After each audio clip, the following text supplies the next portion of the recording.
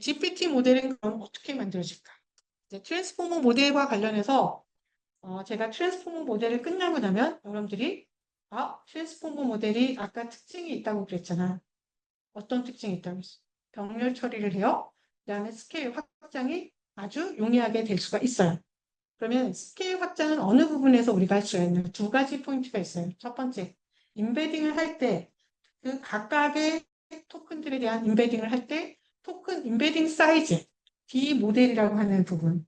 그것이 첫 번째 우리가 확장할 수 있는 영역. 두 번째는 레이어를 깊게 쌓아 올려. 그 부분이 두 번째. 그러면 이제 스케일이 규모가 커질 수가 있는데 이 규모가 커진다고 항상 성능이 좋아져? 그거 안 돼. 데이터가 많아야지만 충분히 양질의 데이터가 많아야지만 우리가 원하는 성능이 만들어져.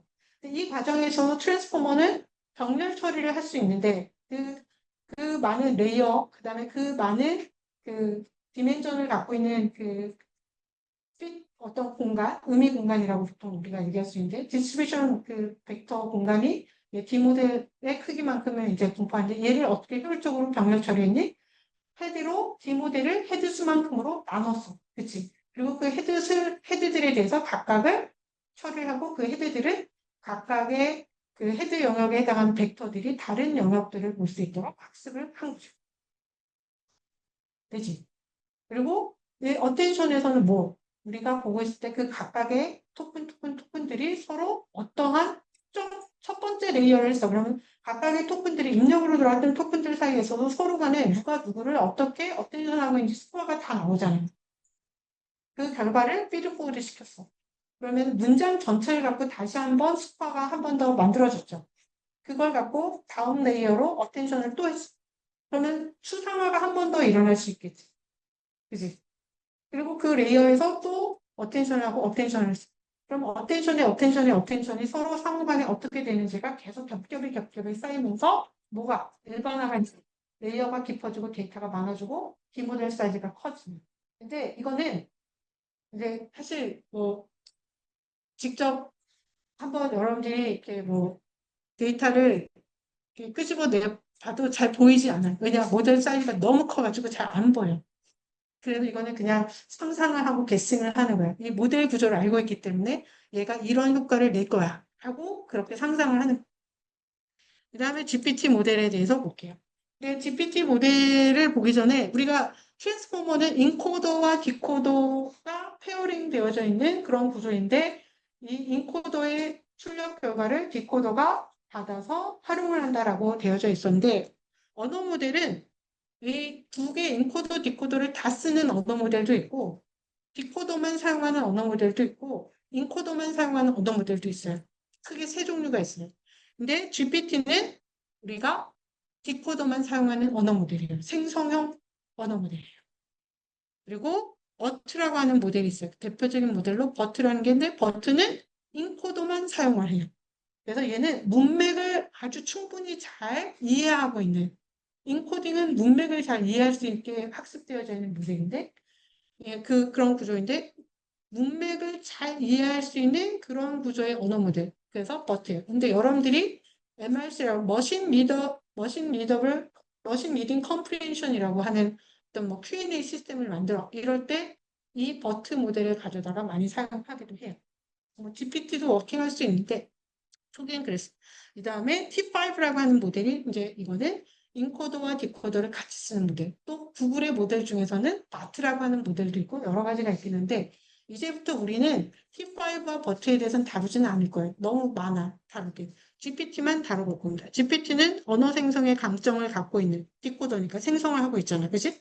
생성의 강점을 갖고 있는 모델이고 트랜스포머 모델에 디코더만 쓰는데 GPT-3는 1750 어깨의 파라미터를 사용하고 1750어깨를 사용하려면 모델의 모델의 그 인베딩 사이즈가 얼마가 되고 레이어는 얼마만큼 가야 될까 이런 걸 이제 여러분들이 상상을 해보면 돼.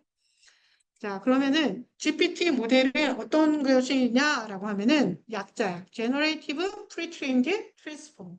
Pre-trained Transformer인데 Generation을 강조한 Generative 생성형 Pre-trained Transformer예요. 이건 2018년 오픈 AI에서 개발한 언어 모델이고 트랜스포머 아키텍처를 이제 사용을 했겠지. 근데 여기에서 주요하게 여러분들이 기억해야 되는 건 아까 디코딩하는 과정 봤어요? 내가 처음 주어져 있는 것을 갖고 아웃풋을 냈을 때 그 아웃풋이 다시 인풋으로 같이 들어와서 마스크드 셀프 어텐션을 하겠지. 뒤는 안 보고. 그것이 주어진 상태에서 아웃풋을 냈자. 또 아웃풋을 프리딕션하고 걔가 아웃풋이 되면 걔가 다시 또 인풋으로 들어와서 앞에 있는 것들과 같이 셀프 어텐션을 했지. 마스크드 셀프 어텐션을 해서 다시 아웃풋을 냈죠. 이런 것을 우리는 자기 자신이 아웃풋을 낸 것을 다시 자기 자신의 입력으로 해서 계속 아웃풋을 생성해내는 구조. 그래서 오토 리그레시브 랭귀지 모델이라고 얘기를 해요. 그래서 오토 리그레시브 랭귀지 모델은 인풋이 X1부터 X4까지의 그 4개의 토큰이 주어졌을 때 X5를 예측하고 싶어. 그러면은 이 X5를 예측했을 때 이것이 다음에는 인풋의 컨텍스트로 다시 들어와서 다음 단어를 예측하는 구조로 쓰이는 이게 오토 리그레시브 문장입니다. 그래서 우리는 오토 리그레시브에서는 이런 이게 단어를 생성하는 요 X, PX 확률을 라이클리우드가 최대가 되도록 하는 학습을 계속해서 할 거예요. 여기서 보시면 오토 리그레시브가 이렇게 작동하고 있다. 인풋이 주어져 있을 때 처음 시작은 달러로 시작한 상태에서 어떻게 결과들을 생성하고 그게 다시 인풋으로 피딩돼서 사용되는 이 구조를 봤습니다. 그래서 GPT-1 모델부터 이제 볼 건데 GPT-1, 2, 3는 GPT-1은 트랜스포머 디코더를 사용해서 2도 똑같아, 3도 똑같아. 그러면 이 GPT 모델은 뭘 썼냐? 멀티레이어 트랜스포머 디코더 모델을 사용을 하는데 학습을 어떻게 하냐면 unsupervised로 프리트레이닝을 하고 unsupervised 프리트레이닝된 모델에다가 supervised 파인 튜닝을 이용해서 구체적인 작업에 맞는 그 학습을 다운스트림 타스크에 대한 학습을 진행하는 이런 구조로 되어 있어요. 그래서 아까 트랜스포머 구조에서 인코더는 전혀 보지 않고 디코더 부분만 사용을 합니다. 근데 이 디코더 부분만 사용한다라고 하면 인코더를 쓰지 않고 디코더 부분만 사용한다면 여러분들이 이제 하나를 딱 생각해야 돼. 디코더에서는 어텐션이 두 가지가 있었어. 그치? 뭐가 있어? 첫 번째. 멀티헤드, 마스크드, 셀프 어텐션이 있었어요. 그 다음에 얘를 어텐션 스코어를 계산하고 마스킹된 것들을 가지고 어텐션을 하고 나면 피드포워드 해가지고 피드포워드 하기 전에 그 다음에 뭐 하지? 인코더, 디코더, 인코더, 디코더, 셀프 어텐션, 멀티헤드 셀프 어텐션을 했지. 왜? 인코더의 결과를 가져와서 키로 삼았잖아요. 그리고 밸류의 가중치를 계산했죠. 근데 인코더가 없는데 이 인코더, 디코더 레이어가 있어요? 없죠. 그럼 얘가 사라지는 거예요. GPT는. 이렇게 된 모델 구조를 갖고 있습니다. 그리고 언스퍼바이즈 모델을 학습하는 것은 아까 랭귀지 모델, 오토 리그레시브 랭귀지 모델을 학습하는 구조예요. 오토 리그레시브 랭귀지 모델을 학습하는 거기 때문에 우리가 윈도우 사이즈를 K만큼의 윈도우 사이즈를 보고서 랭귀지 모델을 이렇게 뭐 학습을 하는 구조로 우리가 한다라고 하면은 이렇게 I-K부터 I-1까지 기분 상태가 주어졌을 때 다음 단어를 예측한 확률을 계속 이거를 연속해서 오토 리그레시브 계속 곱하겠지. 근데 여기에 로그를 쳤으니까 썸을 한 거예요. 그지? 이거는 알지? 그래서 요것의 이제 로그 프로버빌리티를 계산해서 얘가 어떻게 로스 함수가 되도록 해서 학습을 한 것이 GPT-1의 프리트레인드 모델입니다. 그리고 여기에서 아까 말씀드린 것처럼 이제 구조에서 뭐가 빠졌어? 마스크드 셀프 어텐션을 했는데 인코더 디코더 셀프 어텐션은 빠졌어요. 그리고 여기서 GPT 모델에서 조금 특징이 있어요. 우리가 앞에서 디코더는 뭘 했냐면 마스크드 셀프 어텐션을 하고 add and normalize 하고 그 다음에 인코더 디코더 셀프 어텐션을 하고 그 다음에 add and normalize 하고 feed forward를 탔는데 얘는 어떻게 해? 레이어 노멀라이제이션을 먼저 해. 디코더 인풋으로 들어온 것에 대해서 레이어 노멀라이제이션을 먼저 하고 마스크드 셀프 어텐션을 했어요. 그리고 이 결과를 받아서 다음에 또 레이어 노멀라이제이션하고 피드 포워드로 연결하는 이런 구조로 돼 있어요. 구조가 이렇게 했더니 성능이 더 좋아서 GPT-1은 노멀라이즈를 먼저 해주고 어텐션을 했더니 성능이 더 좋아졌대요. 그리고 여기 안에서는 또 이제 뭐 우리 액티베이션 펑션도 좀 달라지는 것도 있는데 그 부분까지는 제가 터치 안 해도 될 것 같아요. 이렇게 해서 이제 언스퍼바이즈드 트레이닝이 되고 트레인된 결과에 대해서는 아까 우리가 어떻게 학습할 때 결과를 내고 그 다음이 인풋이 되는데 예측한 결과값이 우리가 원하는 타겟하고 많이 틀리니를 갖고서 이제 거기에 대한 학습이 계속 일어날 수 있도록 하는 구조로 되어져 있습니다. 그다음에 이 GPT 모델을 학습을 하고 나면 이 GPT 언어 모델을 갖고 우리 여러 가지 타스크에다 적용을 할 수가 있습니다. 이 타스크에 적용을 하는데 NLP 타스크의 대표적인 타스크들이 여러 가지가 있는데 이 타스크에 적용하기 위해서는 그 타스크에 맞는 레이블된 데이터를 가지고 와서 우리가 파인 튜닝을 해. 근데 그 파인 튜닝을 할 때 이 사용하는 데이터가 있는데 파인 튜닝이 어떤 타스크냐에 따라서 인풋 데이터가 달라질 수가 있어요.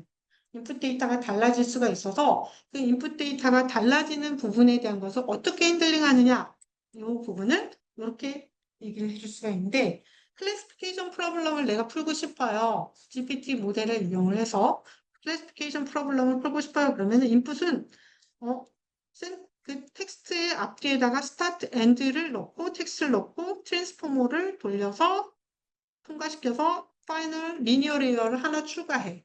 리니어 레이어 추가한 결과 위에다가 소프트맥스를 넣으면 클래스에 대한 어떤 클래스별 확률값이 나오겠죠?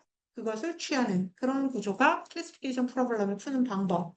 두 번째, 인테일먼트라고 하는 프로블럼도 있어요. 인테일먼트는 뭐냐면 우리가 전제가 있고 그 다음에 가설 공간이 있으면 여기에 대해서 전제와 가설이 서로 간에 있어서 함축 관계에 있어 모순관 서로 두 문장이 모순 관계에 있어 서로 두 문장이 중립적인 상태, 중립 관계에 있는 거야. 이런 것을 이렇게 프리딕션하는 모델인데 이런 경우에 있어서는 전제와 가설 이 두 가지가 있어야 되기 때문에 이것들에 대해서 입력은 그냥 쭉 연속해서 텍스트를 어떤 딜리미터를 이용해서 구분해서 넣고 프리딕션 결과는 아까 세 가지 중에 하나로 결과가 나오도록 리니어 레이어를 씌우고 소프트맥스로 취하는 이런 구조로 해요. 그 다음에 similarity, 두 문장 사이에 혹은 두 텍스트 사이에 있어서 얘네들이 서로 비슷한 문장이냐? 비슷한 텍스트 아니야? 이것을 계산하고 싶어 그럼 인풋이 어때? 두 개가 들어가야 되잖아요. 그쵸? 그래서 두 개가 들어가는 것에 대해서는 이렇게 similarity는 인풋을 두 개의 이렇게 구조를 만드는데 어떻게? similarity는 앞 문장, 뒤 문장. 뒤 문장이 앞에 올 수도 있고 이렇게 해서 이 구조를 서로 순서를 가능한 컨비네이션을 만들어서 두 개로 만들어서 넣고 트랜스포머를 각각에 대해서 돌리고 두 문장에 대해서 돌리고 그 두 문장의 결과에 대해서 썸메이션한 어텐션 스코어 결과가 나오고 그 결과 나온 것을 리니어 레이어에다가 쭉 넣고 소프트맥스로 하면 소프트맥스가 아니겠지. 이거는 시뮬레리티에 대한 우리가 스코어가 나와야 되니까 그러니까 그 스코어를 낼 수 있는 그 우리가 선형 출력 액티베이션 펑션을 사용하면 돼. 그 다음에 이제 뭐 멀티플 초이스에 대해서는 이제 뭐 퀘스천 앤서링을 한다든지 뭐 이런 경우에 있어서는 퀘스천 앤서링은 퀘스천에 대한 답 어떤 문장의 문맥, 그러니까 퀘스천을 하는 과정에 있어서 어떤 문맥을 주고 이 문맥상에서 퀘스천이 무엇있을 때 답이 어떻게 되니? 라는 것을 학습하는 구조로 되어져 있다라고 하면은 여기에 대해서 컨텍스트 벡터, 그다음 컨텍스트 데이터, 그 다음에 퀘스천, 그 다음에 답. 이것을 딜리미터로 질문까지를 우리가 컨텍스트로 놓고 답을 따로 놓고 딜리미팅을 해서 이것을 인풋으로 놓고 답이 뭐야? 라고 하는 것을 넣어주는 방식으로 해서 인풋 데이터를 구성하고 파이널은 트랜스포머를 각각 뭐 여러 개가 있으면 여러 개에 대해서 놓고 그러니까 이거는 다중이니까 사지선다 중에 뭐가 답이니 이것을 하고 싶을 때는 이렇게 세 개를 넣을 수도 있는데 하나에 대해서 넣고 싶어 그러면 하나만 넣어도 결과를 만들어낼 수 있다. 이렇게 해서 여러 개의 그 타스크에 대해서 적용하는 것은 이렇게 하면 됩니다. 네, GPT-2 모델은 GPT-1 모델에서 어떤 게 크게 달라졌냐? 아주 크게 달라진 거는 없어요. 근데 얘는 기존의 GPT-1 모델을 갖고서 작업을 할 때 특정 타스크에 대해서 우리가 뭘 했지? 타스크에 맞게 레이블드 데이터를 만든 다음에 파인 튜닝이라는 걸 했잖아. 근데 얘는 그걸 안 해. 파인 튜닝을 안 하고 언스퍼바이스드 트레이닝으로 타스크에 대해서도 할 수 있다라는 것을 보이는 작업을 했어요. 그게 GPT-2 모델이야. 그걸 어떻게 했게? 데이터 모델을 크게 그리고 데이터를 많이 근데 데이터를 많이 넣었는데 어떻게 많이 넣냐? 노이즈 있는 데이터 안 넣고 양질의 데이터만 필터링을 해서 데이터를 많이 만들었어요. 그래서 웹 텍스트라고 하는 데이터 40GB 정도의 웹 텍스트를 만들었는데 이게 레딧에 들어가면 칼마 3 이상이 되는 데이터만 레딧에 가면 데이터가 되게 많은데 거기서는 좋아요 비슷한 어떤 것을 누르는 것이 있는데 그게 칼마야. 그 칼마가 3 이상이 되는 것들만 쫙 모아서 학습 데이터를 사용을 했어요. 그래서 GPT는 모델 크기 파라미터는 기존보다 10배 늘리고 그리고 새로운 양질의 데이터를 넣어서 이 unsupervised learning으로 모든 다운스트림 타스크에 대해서도 우리가 작업을 할 수 있다라는 것을 보이는 그런 결과를 만들어냈습니다. 그래서 GPT-2 모델 같은 경우에 있어서는 모델이 GPT-2 small, medium, large, extra large 돼 있는데 이게 뭐냐면 아까 얘기했죠. 모델 사이즈가 커진 거예요. 근데 모델 사이즈 키우는 방법 첫 번째 비모델 크기, 두 번째 레이어, 그죠? 그러면 이 모델 사이즈에서도 보면 다 디모델 사이즈가 768, 1024, 1230, 1600까지 커져. 그리고 레이어가 어떻게 깊어져. 그래서 모델 크기가 커져. 그럼 얘가 모델 크기가 커지면 성능이 좋아져. 근데 모델 크기만 크다고 성능이 좋아질까? 양질의 데이터가 많이 들어가야지 좋아지겠지. 그럼 GPT-3는 어떨 것 같아요? 어떻게 했을 것 같아요? GPT-2에다가 데이터셋하고 파라미터를 더 크게 한 거예요. 더 크게. 더 크게 해서 GPT-2 100배 이상으로. 그래서 1.5 빌리언을 175 빌리언의 모델 파라미터로 바꿨어. 그랬더니 성능이 정확하게 좋아졌는데, 여러분들 제로샷이랑 퓨샷을 구분할 수 있어요? 제로샷은 내가 모델에다가 어떤 그러니까 요청을 하는데 예제가 없이, 어, 이 문장을 줄 테니까 이 문장을 가지고 뭐 핵심 키워드 3개만 뽑아줘. 이렇게 하면은 이게 하나의 그냥 얘가 모델이 그걸 알아듣고 자동으로 알아듣고 수행을 해야 돼. 또는 텍스트 하나를 주고 이 텍스트를 요약해줘. 이렇게 하면은 그것도 그냥 하는 건데 근데 퓨샷 중에 원샷이 있으면 예제를 보여주는 거야. 자, 대한민국은 파리 올림픽에서 금메달을 양궁에서 금메달을 땄어. 그러면 여기서 핵심 키워드 3개를 뽑아줘. 할 때 얘는 대한민국 파리 올림픽 금메달 양궁이 나올 수도 있겠죠. 이런 식으로 예시를 주는 거예요. 그런 다음에 다른 인풋 데이터를 주고서 키워드를 뽑아 라고 하면 얘가 이제 그걸 뽑는 거예요. 예시를 그럼 여러 개를 주면 그 예시를 갖고 얘가 인 컨텍스트 그러니까 원래 우리가 파인 튜닝을 하지 않는데 즉시적으로 우리가 문맥상으로 인풋 데이터를 넣어줄 때 학습을 얘는 어떻게 해야 되는지에 대해서 이건 컨텍스트 상에서 학습을 하도록 준 거예요. 이렇게 주는 게 건데 GPT-3는 제로샷을 갖고 했는데 모델 크게 하고 데이터를 많이 했더니 학습이 되네? 뭔가 결과가 잘 나오네? 그래서 퓨전을 해봤더니 퓨전을 했더니 성능이 훨씬 더 좋아진다는 것을 알게 된 거예요. 그래서 GPT 모델이 계속해서 이제 나오게 되는데 그것을 발견하는 데 있어서 첫 번째 증거가 뭐냐면 람바다라고 하는 데이터셋이 있는데 이 람바다 데이터셋은 문장의 마지막 단어를 예측하는 GPT가 잘하는 게 단어 예측하는 거잖아. 그지? 그걸 했는데 지금까지 소타가 람바다에서 68.0이었어, 에큐러시가. 근데 GPT-3 제로샷을 했더니 76.2. 모델만 키우고 파라미터를 되게 크게 했더니 이렇게 성능이 좋아졌어. 퓨샷을 했더니 더 좋아져.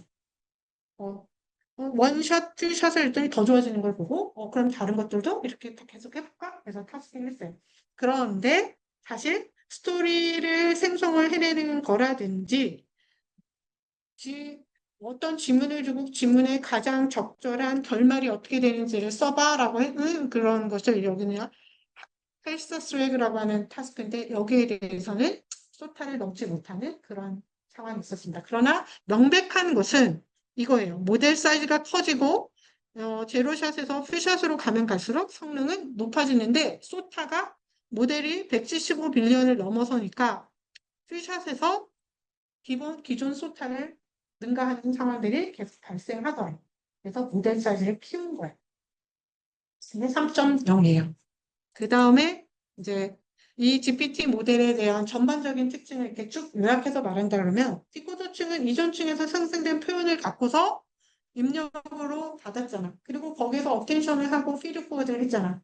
그러니까 거기서 뭐가 생성이 됐냐면 더 많은 문맥 정보를 반영할 수 있는 상황이 됐다. 왜? 피드포워드를 하면서 전체 문장을 갖고 한 번 더 벡터를 구성을 했잖아. 어텐션 된 걸 갖고. 그지? 그리고 다시 그 다음 레이어에서 어텐션을 또 해요.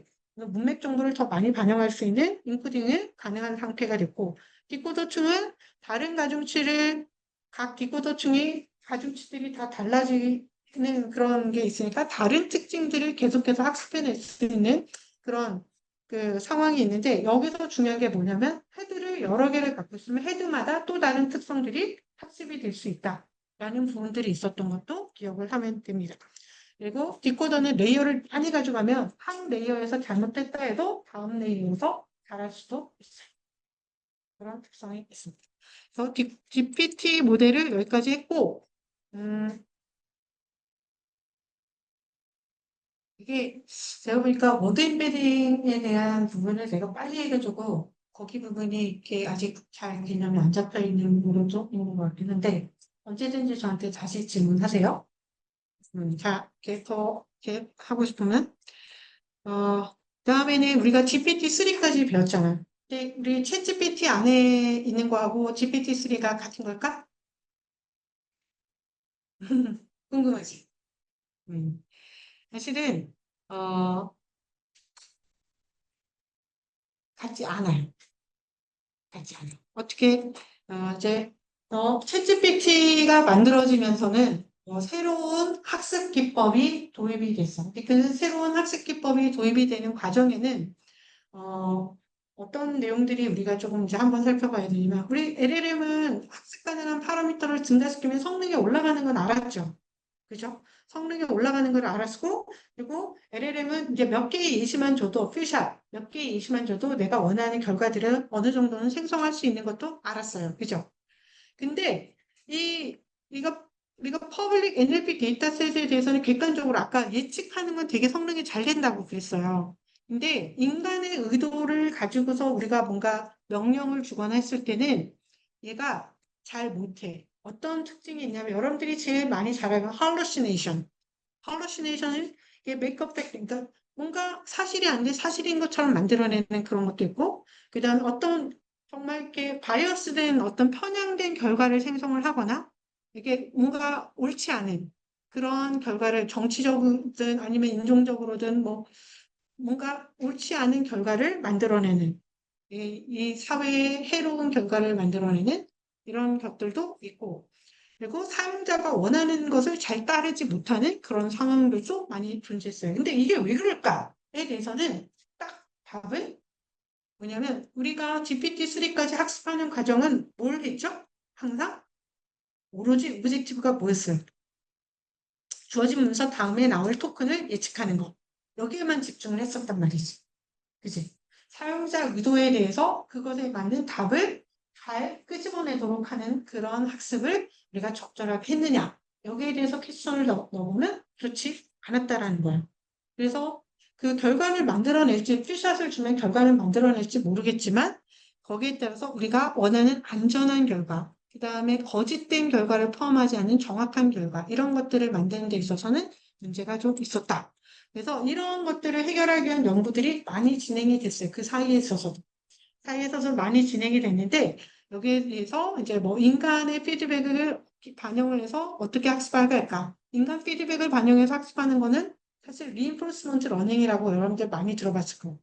강화학습 같은 것들을 하는 것도 있고, 인간이 인스트럭션을 주면 인스트럭션을 팔로잉을 해서 뭔가 학습을 할 수 있도록, 뭐 언어 모델을 학습시키는 그런 것들에 대해서도 많은 고민을 하고 연구들도 있었고, 그 다음에 언어 모델이 뭔가 이게 해로운 거니 해롭지 않니 이런 것들에 대한 것을 이벨루에이션을 해서 그것을 가려내고 그것을 내지 않도록 그런 결과를 내지 않도록 하는 그런 이벨루에이션 매트릭 같은 것들을 만들면서 이게 뭔가 학습을 유도를 하는 그런 방법들도 만들어졌습니다. 그리고 근데 이제 문제는 뭐냐면 이 강화학습을 할 때 문제가 있어요. 강화학습은 사람이 피드백을 줘야 된다는 게 문제잖아. 그럼 결과가 나올 때마다 사람이 피드백을 줘야 돼. 되게 어렵지. 그래서 언제 학습을 다 시키지? 그런 게 문제인 거예요. 그런 것들에 대해서 이제 고민을 하다가 AI가 어떤 생성한 글을 점수를 AI가 우리가 뭔가 생성을 했는데 모델이 뭔가 생성했는데 그걸 AI가 점수를 매기게 할 수는 없을까? 자동으로. 뭐 이런 것들에 대한 고민을 하기 시작했고 근데 그러려면 뭔가 지표가 있어야지만 뭔가 손질 함수를 해서 얘가 학습을 해서 뭔가 점수를 매기든 하든 하는 모델을 만들겠죠? 그래서 그런 것들에 대해서 좀 고민이 많았는데 주관적 혹은 상황에 따라서 우리가 점수를 주는 것 자체가 좀 정의하는 게 되게 어렵더라. 그래서 이런 것들을 어떻게 우리가 하면 좋을까? 이런 고민들까지 담아서 만들어진 그 학습 기법이 인스트럭트 GPT와 챗 GPT를 만들어낸 학습 기법이 되었는데 그것을 우리는 뭐라고 얘기하냐면 Reinforcement Learning from Human Feedback. 휴먼의 피드백으로부터 강화학습을 하는 그런 모델을 만들었어요. 근데 이 강화학습을 하는 것에 대해서 지시, 대화 데이터, 그러니까 지시, 인스트럭션을 주는 거잖아요. 모델에게 무엇을 하라고 하는 지시를 주는 거, 그 다음에 채팅을 하면서 대화가 이어지는 그 과정에 대한 대화 데이터에 대한 것들을 지도 학습을 통해서 우리가 뭔가 모델을 파인 튜닝을 해주고 그 파인 튜닝 되는 과정에 있어서 강화 학습의 개념을 넣어서 그 LLM을 추가 학습할 수 있도록 하는 그 방법이 reinforcement learning from human feedback이에요. 그러면은 이렇게 하면은 사용자가 지시한 거, 대화에 따라서 사용자의 의도를 반영해서 응답할 수 있는 그런 LLM을 도출할 수 있겠다. 그럼 이걸 어떻게 하지?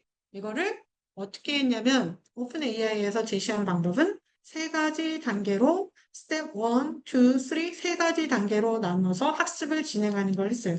네, 첫 번째는 뭐냐면 첫 번째 단계는 Supervised Fine Tuning이에요. Supervised Fine Tuning은 지시나 대화 데이터를 갖고 지도 학습을 해주는 거예요. 이건 데이터가 있는데 사용자가 지시하는 내용 혹은 대화가 일어나는 턴과 관련한 내용에 대해서 어, 학습 데이터를 준 거야. 지시를 주고 이 지시에 대해서는 결과가 뭐가 돼야 돼? 언어 모델이 아니라 결과, 답이 뭐가 돼야 돼? 결과 생성해야 되는 것이 뭐가 돼야 돼? 라는 것을 만들었는데 이걸 우리는 입력 프롬프트에 대한 답변을 휴먼 레이블러가 오픈 AI에서 40명 정도의 휴먼 레이블러를 고용을 해가지고 이 레이블러들이 직접 다 작성을 했어요. 데이터를. 작성을 해서 트레이닝 데이터셋을 한 13,000개의 데이터셋을 구축을 했고 근데 이 데이터셋은 어떻게 하냐면 사람이 주는 지시에 대해서 어떻게 답변하는 것이 바람직한가에 대한 그 모범 답안을 제시를 하는 형식으로 데이터가 만들어진 거예요. 그리고 이 트레이닝 데이터셋을 갖고 GPT-3를 지시문에 따라서 뭔가 결과를 생성할 수 있도록 슈퍼바이즈 파인 튜닝을 진행을 했습니다. 그리고 이 결과의 모델을 가지고 스텝 2에서는 뭘 했냐면 모델이 뭔가 결과를 만들어냈어. 그러면 이 모델이 결과를 만들어낸 것에 대해서 너 잘했어. 그러면 너 사탕 하나 더 줄게. 너 보상 받아. 너 못했어. 뭐 점수 깎아야 되겠어. 이런 식으로 우리가 이제 하는 게 리워드 모델이라는 건데 이 리워드 모델을 주는 부분에 대한 것을 점수를 직접적으로 줄 수 없으니까 모델의 결과를 여러 개를 만들었어요. 여러 개의 버전의 모델을 만들어서 이 모델의 결과들에 대해서 사람이 뭘 했냐면 순위를 매겨. 가장 잘한 애 1번, 다음 잘한 애 2번, 그 다음 잘한 애 3번, 그 다음 잘한 애 4번. 그래서 보통 4개에서 6개 정도의 아웃풋을 만들고 얘들 사이 순위를 만들고 얘네들에 대해서 every possible combination 2개씩 페어링을 해. 그리고 그들 사이에 누가 더 잘하는지에 대한 순위를 준 거죠.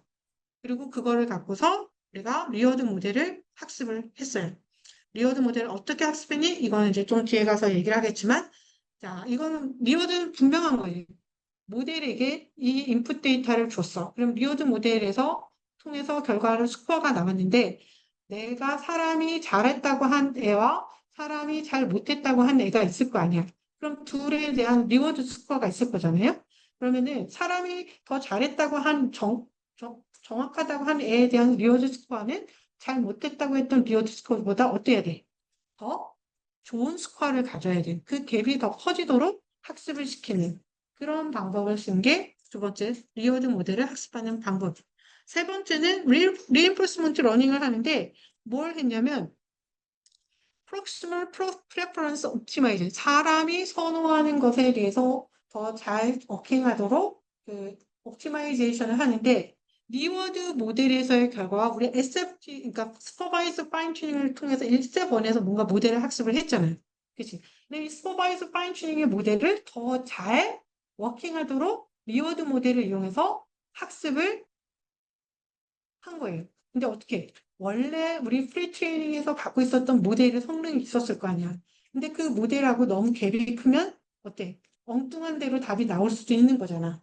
그 갭이 너무 크지는 않으면서도 우리가 원하는 리워드 모델에서 좀 더 성능이 리워드 모델을 이용해서 성능이 좀 더 좋아지도록 학습을 한 거. 이게 세 번째 스텝의 모델이에요. 이걸 우리는 PPO 모델이라고 불러요. 이 세 단계를 거쳐서 우리가 모델을 학습하는 게 이걸 RLHF 모델, 그러니까 학습 방법이라고 얘기를 하고 이것을 제가 좀 전에 말씀드렸던 내용을 정리한 게 그 오픈 AI에서 논문으로 발표하면서 보내준 내용이 이런 내용이라고 보시면 됩니다. 그러면 이제 학습을 하는데 우리가 학습 데이터셋을 구축을 해야 될 거 아니에요. 그럼 학습 데이터셋을 첫 번째 제일 관건이 뭐냐면 SFG 첫 번째 스텝의 학습 데이터를 어떻게 구축하지? 근데 오픈 AI는 어떻게 해서 사람이 직접 다 레이블러를 고용을 해서 직접 데이터를 13,000개의 데이터를 만들었다고 그랬잖아요. 그 13,000개의 데이터를 만드는데 어떻게 처음에 만들었냐? 처음에는 여러 주제를 이렇게 준 거야. 여러 주제에 대해서 형식의 구애를 받지 않고 자유롭게 인스트럭션 주고 거기에 대한 앤서가 뭐야? 이 프롬프트로 주고 그다음에 프롬프트에서 답으로 나와야 되는 게 뭐야? 우리가 결과를 얻어야 되는 게 뭐야라는 것을 자유롭게 작성해서 플레인하게 뭔가 이렇게 답을 이렇게 학습 데이터를 구성하는 법을 썼고 두 번째는 푸샷. 지시 형식으로 뭔가 그 인스트럭션과 예시를 갖고서 데이터를 작성을 이런 예시가 있을 때 그 다음에 우리가 원하는 인스트럭션을 주면 결과는 어떻게 나와야 돼? 라는 것을 가지고서 학습 데이터를 또 구축을 하고 세 번째는 유저 베이스. 기존 유저들이 오픈 AI에 들어가면 여러분들이 플레이그라운드라는 것을 혹시 사용을 해보신 분이 있는가요? 플레이그라운드를 이용을 해서 유저들이 오픈 AI를 사용한 프롬프트를 보고 그 프롬프트를 참고를 해서 사용자들은 실질적으로 어떻게 쓰는가를 보고 그걸 기반으로 해서 학습 데이터를 구성하는 이 세 가지 방식으로 데이터셋을 구축을 했어요. 이 데이터셋을 구축을 해서 실질적으로 SFT의 데이터셋 학습 슈퍼바이즈 파인 튜닝을 한 학습 데이터로 사용을 했습니다. 그리고 RM 데이터셋은 우리가 이들이 갖고 있는 GPT-3 모델에서의 버전을 갖고 가능한 캔디데이트 4개에서 6개의 모델의 결과를 만들고 거기에 대해서 사람들이 랭킹을 한 거야. 가장 좋은 애, 그 다음 좋은 애 이렇게 랭킹을 하고 그들 사이 컨비네이션을 해서 페어링을 한 그 리워드 모델 데이터셋을 만들었고 PPO 데이터셋 같은 경우에 있어서는 어, 어, 이거는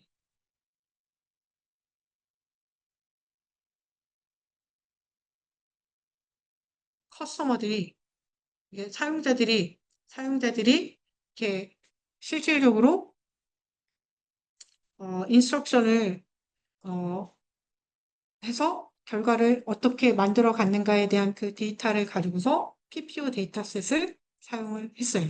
그들이 이렇게 계속해서 이렇게 뭐 리비전을 하면서 업데이트를 해서 자기들이 원하는 결과를 만들어내는 그 과정에 대한 것을 가지고서 요 PPO 데이터셋을 만들었습니다. 그래서 이렇게 데이터셋을 구성을 해서 학습을 해요. 그럼 스텝 1 같은 경우에는 어, 사람이 질문에 대한 답변을 직접 제작을 해서 아까 만들었고 기존 GPT-3 질문에 따라 답변을 생성할 수 있도록 슈퍼바이즈 파인 튜닝을 계속 이제 돌리는 작업을 해서 사전 학습을 진행을 했습니다. 그리고 두 번째는 비교 데이터를 모으고 리워드 모델을 학습을 하는데 아까 말씀드린 것처럼 랭킹을 해놓고 프레퍼런스가 어느 쪽에 랭크 순위가 어느 쪽에 있는가라는 것을 가지고서 학습을 진행하는데 여기에 있는 수식을 한 번만 좀 봐주시면 좋을 것 같은데 X는 우리가 입력으로 주는 인스트럭션에 해당하는 프롬프트 데이터이고 YW는 출력으로 결과로서 생성해야 되는 데이터라고 하면 W는 좀 더 바람직한 데이터 아웃풋.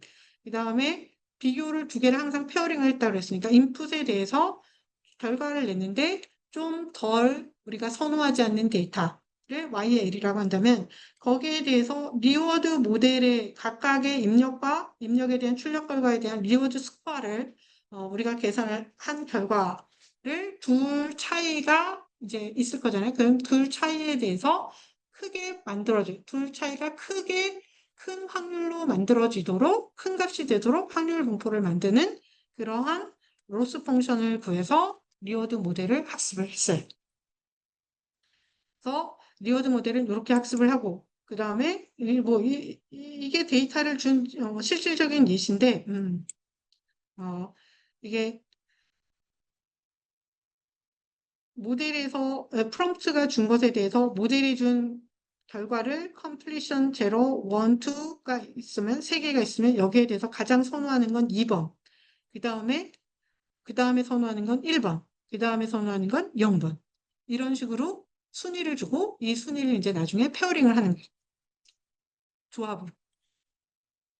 그렇게 해서 결과들을 했다라는 그 학습을 하는 데이터를 만들어서 학습을 했다. 세 번째는 PPO를 사용해서 리워드 모델에 대한 폴리시를 최적화하는데 어떻게 최적화를 하냐. 입력 요 그림을 보면서 보시면 되는데 우리가 처음에 랭귀지 모델을 우리가 학습을 했던 처음 데이터 모델이 있을 거냐. 그치?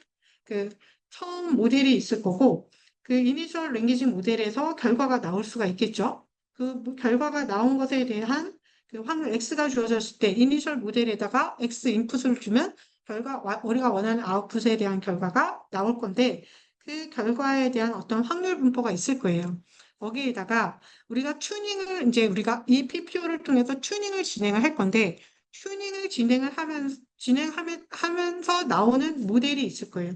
그 모델을 사용했을 때 그 모델을 통해서 나온 모델에다가 인풋을 넣었을 때, X를 넣었을 때 Y가 나온 결과가 있어요. 모델의 결과가 있으면 그것의 확률, 이 두 확률 분포가 어떻게 차이가 나느냐, 이거를 KL 다이버전스라고 하는 그 확률 분포의 그 차가 얼마만큼 다른가를 비율적으로 우리가 계산을 한 거예요.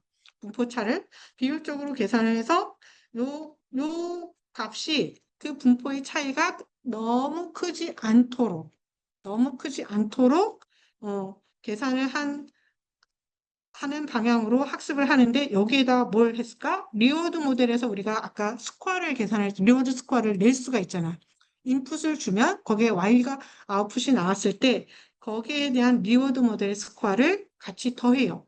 더해서 요것을 이용을 해서 리워드 모델의 스코어 분포에다가 KL 다이버전스에서 결과가 있을 때 이 둘을 더하는데 KL 다이버전스의 비중을 얼마만큼 우리가 줄 거냐에 대한 베타는 조절을 하면 돼. 우리가 컨트롤하면 되는데 컨트롤해서 요것에 의한 전체 확률 분포의 로스가 최소가 되도록 이 파인 튜닝된 다시 리인포스먼트 러닝은 리워드 모델을 이용을 했기 때문에 이 PPO 모델에 의해서 SFT 모델의 결과를 업데이트하는 그런 방식을 썼어요. 그러면 여기서 보시면 세타는 원래 이니셜 모델이 갖고 있었던 확률 분포, 그러니까 파라미터 공간이고 J세타는 우리 로스 펑션, 아까 이니셜 모델과 파인 튜닝을 하면서 만들어지고 있는 그 PPO를 통해서 만들어지고 있는 모델인데 이 모델의 결과의 그 확률 분포의 차이를 KL 다이버전스로 구했잖아요. KL 다이버전스로 구한 거에 그러니까 리워드 모델의 스코어를 더해서 이걸 로스 펑션으로 정의를 했는데 이 로스 펑션에 대한 미분을 하면 얼마만큼 이제 로스가 줄어드는가에 대한 기울기를 계산할 수 있으니까 거기에 델타만큼을 더해서 세타를 다시 만들어내는 그런 형식으로 해서 PPO 모델을 학습을 해요.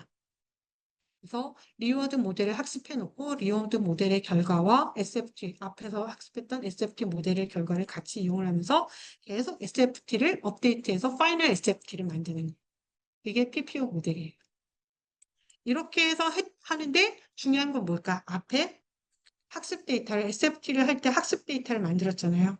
학습 데이터를 만들 때 사람들이 인스트럭션을 줬을 때 인스트럭션에 대해서 모음 답안에 해당하는 것과 같은 답을 만들어 놓고 튜닝을 계속 시킨 거죠. 그 다음에는 결과가 나왔을 때 사람이 선호하는 쪽으로 가깝도록 보상 모델을 학습을 또 했어요. 랭킹을 해가지고. 그 둘을 같이 반영을 해서 PPU를 만들어요.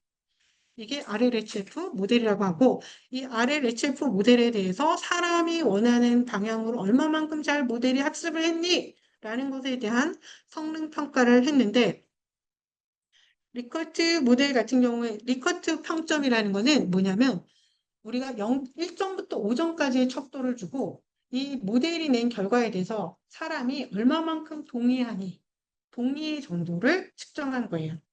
그래서 동의의 정도를 측정했는데 이게 보면 모델의 사이즈가 크면 클수록 그리고 요게 지금 파란색의 인스트럭트 GPT 아까 RLHF 기법을 이용해서 학습한 모델 일면 일수록 사람이 동의하는 게 되게 점수가 5점이 가장 높은 건데 5점에 가깝게 동의를 하고 있는 걸 볼 수가 있어요. 그리고 여기에 대해서 이 결과가 얼마만큼 도움이 되니? 이게 얼마만큼 진실되니? 거짓 없이 진실되게 했니? 여기에 해로운 정보가 얼마만큼 포함되어 있니? 이런 것들을 같이 측정을 했는데 측정된 결과는 거의 대부분 다 인스트럭트 GPT가 성능이 대부분 다 좋게 나오는 거를 볼 수 있었어요. 트루스풀리스는 이제 그 진실도가 점점 증가하는 게 좋은 거니까 이게 좋은 거고 그 다음에 리얼 톡시티는 낮으면 낮을수록 좋으니까 낮아지는 방향으로 가고 할루시네이션은 근데 슈퍼바이즈 파인 튜닝이 할루시네이션이 더 적어. PPU가 흔들리고 있어. 이런 특징이 좀 있었습니다. 그다음에 이렇게 하면 이제 될 것 같고 RLHF는 이제 전체적으로 어떻게 흘러가는지 계속 설명했으니까 여기까지. 그다음에 이제 마지막은 이 RLHF 모델을 학습 기법을 이용해서 우리가 챗GPT를 만드는 과정 혹은 인스트럭트 GPT를 만드는 과정에서 우리가 모델을 학습할 때 슈퍼바이즈 파인 튜닝 하는데 모델이 어때? 엄청 크잖아. 175빌리언이면은 이게 되게 묻히죠. 175, 175 빌리언이라고 해야 되는데 175 빌리언이면 외국인 하나도 못 알아들어. 근데 농담이고. 그만큼의 파라미터를 갖고 있는 것에 대해서 우리가 파인 튜닝하면 모델을 계속 파라미터를 계속 업데이트를 해야 되는데 그 코스트가 어마어마하게 들고 학습 시간도 되게 많이 들겠지. 그죠? 그래서 이런 것을 어떻게 효과적으로 할 수 없을까? 근데 아까 잘 생각해 보면 우리가 뭐라 그러냐면 PPO를 학습할 때 어떻게 학습한다고 그랬어요? 원래 갖고 있던 모델에서 크게 많이 벗어나지 않게 학습하고 싶어요 라고 얘기했잖아요. 그죠? 그런 컨셉을 같이 반영하면서 그러면서 학습의 효율, 계산 컴퓨테이션 코스트를 최적화할 수 있도록 하는 모델이 나왔는 그 학습 기법이 나왔는데 그게 로라예요. Low Rank Approximation, Low Rank Adaptation. 로우 랭크 어댑테이션이라고 하는 기법이에요. 로우 랭크 어댑테이션은 이게 GPT-3 모델 같은 경우에 있어서는 175 빌리언이었어, 원래는. 학습해야 되는 전체 파라미터 수가. 계속 업데이트를 할 때마다 175 빌리언만큼씩을 계속 업데이트를 했어야 됐었어. 근데 이거를 로라를 사용을 해서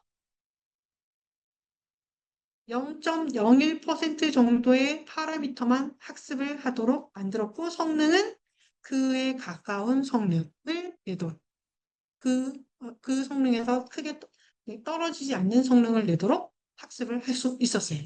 그 로라에 대한 부분은 어떻게 되냐? 이렇게 돼 있어요. 이 프리트레인드 모델 웨이트 파라미터 공간이 이렇게 네모나게 파랗게 있어. 파랗게 있는 것에다가 요 A라고 하는 매트릭스와 B라고 하는 매트릭스를 해서 우리가 원하는 차원의 매트릭스를 만들어요. 만드는데 여기 보시면 우리는 W0가 원래 그 프리트레인드 모델이 갖고 있었던 웨이트잖아요. 그죠? 파라미터 공간인데 델타 W만큼을 더해서 우리가 원하는 그 파라미터를 업데이트 쳐주고 싶어. 그럼 이 델타 W를 어떻게 만들었냐? 요 B라고 하는 매트릭스와 A라고 하는 매트릭스를 곱해서 내적을 구해서 매트릭스를 만들었어요. 근데 이 B라는 것과 A라는 것은 뭐냐면 우리가 원래 갖고 있었던 모델 웨이트 차원은 D by D만큼 있어. D by D만큼. D가 모델의 인베딩 벡터 사이즈잖아. 그치? 인베딩 벡터 사이즈인데 인베딩 벡터 사이즈에 대한 부분을 우리가 풀로 쓰지 않겠다는 거예요. 그거를 d by d만큼 쓰지 않겠다는 거예요. 하지만 결과적으로는 d by d에 해당하는 부분의 것을 업데이트 칠 수 있도록만 만들어내면 되는 거지. 그래서 여기는 B는 D by R, 랭크를 D by D에서 D by R만큼 랭크를 줄여. 근데 이 R은 뭐냐면 D보다는 아주 비교도 안 될 만큼 작은. D가 만약에 2048이었으면 R은 4. 이런 정도를 주는 거예요. 혹은 8. 좀 더 크면 16. 이런 정도를 주고 그 다음에 A는 R by K.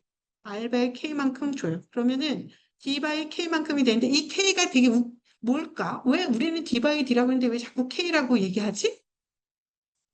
궁금하지? 이거는 우리가 트랜스포머 모델을 학습을 할 때 뭘 했죠? 멀티 헤드 셀프 어텐션을 헤드 수만큼으로 나눴잖아. 그럼 헤드에서 잘려진 그 나뉘어진 사이즈, 디모델 사이즈는 작아져 있겠지. 그 K예요. 그 연산을 그만큼 하겠다는 거야. 헤드에 의해서 잘려진 디모델의 그 쪼개진 분할된 크기만큼씩 계속. 이렇게 된 건데, 그래서 어쨌든 K보다도 D보다도 훨씬 작은 숫자로 랭크를 정해서 이렇게 A와 B 매트릭스를 구해. 그러면 요 A와 B 매트릭스를 이렇게 내적을 구하면은 우리가 뭘 만들어? D by K를 만들어. D by D가 되겠지, 결과적으로는. 그지? 붙이면. 음. 그래서 초기 학습할 때 W 재료는 안 바꿔, 우리는. 절대 안 바꿔. 다만 A, B만 업데이트를 계속해서 우리가 원하는 결과를 계속 최적화하도록 만드는 작업을 하는 거예요. 그러면 이때 A는 가우시안 분포를 이용해서 이니셜라이제이션을 하고 B는 제로로 만들어. 그러면 처음 A, B를 곱하면 뭐? 다 0인 상태에서 계속 결과를 보면서 업데이트를 치면 A, B가 계속 바뀌겠지. 그래서 최종적으로는 우리가 원하는 결과에 근접하도록 A, B 매트릭스가 학습이 되는 상태를 만든 거예요. 그러면 이 로우 랭크는 다 A, B에 대해서만 업데이트하면 되니까 업데이트량이 엄청 작아지는 거지. 뭐 2048, GPT-3가 2048 컨텍스트를 갖고 있어요. 인베딩 베이트. 근데 얘를 4로 줄였어. 4분의 200, 4와 200, 2048은 되게 큰 차이죠.